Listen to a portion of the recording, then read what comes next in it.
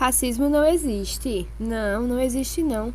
Esse povo preto gosta muito é de mimimi, sabe? Não, na sociedade de hoje, isso é tudo mentira, minha gente. Não. Sabe o que eu acho mesmo? Que isso aí é problema de autoestima. Problema na autoestima, certeza. Mas será que existe mesmo racismo na nossa sociedade? Hum, vamos pensar um pouquinho. Vamos pensar no nosso dia a dia. Será que ele aparece de alguma forma?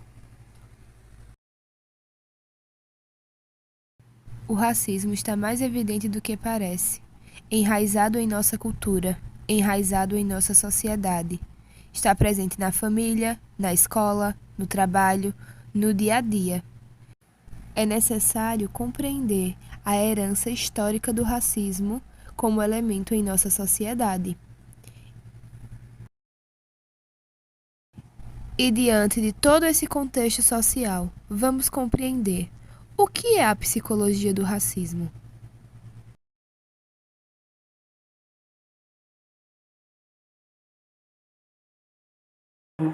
Como nós já sabemos, a psicologia como ciência e profissão tem a oportunidade de contribuir para uma compreensão mais abrangente do racismo. A partir dos avanços dos marcos legais e das políticas públicas afirmativas de direitos humanos no Brasil, a psicologia social do racismo vem como uma psicologia voltada para dimensionar e contribuir com o fenômeno do racismo e seus efeitos, e para investir na formação de profissionais qualificados para uma atuação comprometida com a superação desta e de outras causas de grandes desigualdades no país.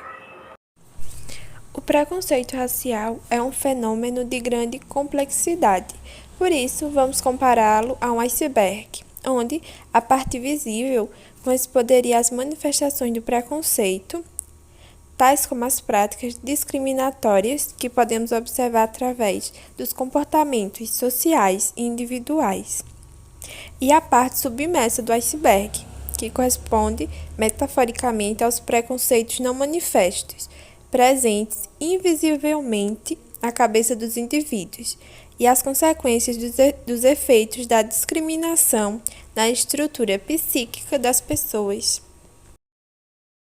Como trabalhar com a psicologia social do racismo?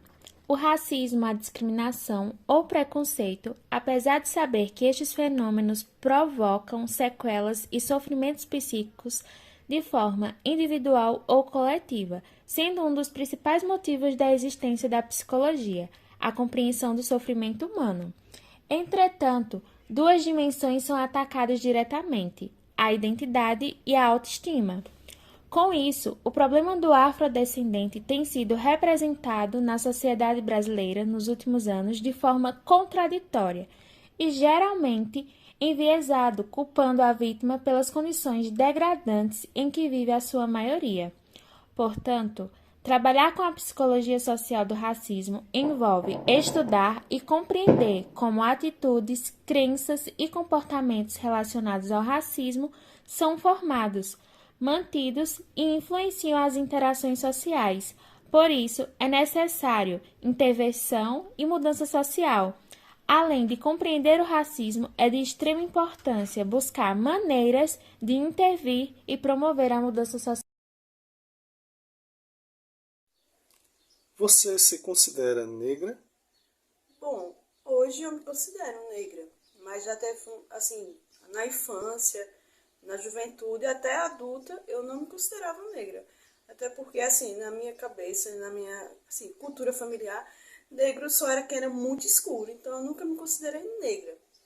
Mas não sabia que as características que eu tinha era de negro. Daí, quando eu passei a trabalhar numa escola que era quilombola, foi que eu fui me reconhecendo como negra, porque eu fui vendo, a gente trabalhava frequentemente com os alunos sobre essas temáticas, então eu fui observando que também eu era negra. Então eu me apoderei dessa negritude e fui me sentindo cada vez mais negra. E hoje eu me considero sim negra. Você sofreu algum preconceito por essas características? Quais? Sim, sofri muito. Depois, com o tempo, fui observando o que eu tinha sofrido, porque até então, pra gente, pra aquela cultura daquela época da infância, era natural aqueles tipo de bullying, aqueles tipo de preconceito, e a gente achava que aquilo não era por conta da cor, das minhas características, mas sim sobre cabelo duro, cabelo ruim, cabelo twin, bombril, essas coisas desse tipo. E isso me magoava. Daí eu fui percebendo cada vez mais que tinha alguma coisa errada, mas não entendia o porquê aquelas pessoas falavam aquilo comigo. Daí, isso foi durante a infância. Por muito tempo isso acontecia. Mas eu não comunicava isso a algum parente, familiar, não, até porque aquilo para ele naquela época era uma coisa natural, uma besteira, vamos dizer assim. Só que depois de adulta que eu resolvi assumir meu cabelo natural, que eu fui percebendo o quanto as pessoas são preconceituosas até hoje, e racistas. Houve um momento, depois que eu comecei a ter o meu cabelo natural, que uma pessoa me perguntou, seu cabelo molha quando você lava? Aí outra, parece uma peruca. Ficava pegando meu cabelo como se fosse algo sobrenatural, vamos dizer assim. Isso me afetou no primeiro momento, só que eu soube contornar aquilo, né? E como já tinha uma maturidade melhor sobre como me posicionar, então eu consegui se sobressair daquele momento. Mas aquela época da infância eu nunca consegui superar totalmente, porque não foi trabalhado algo para mim conseguir superar aquilo. Essa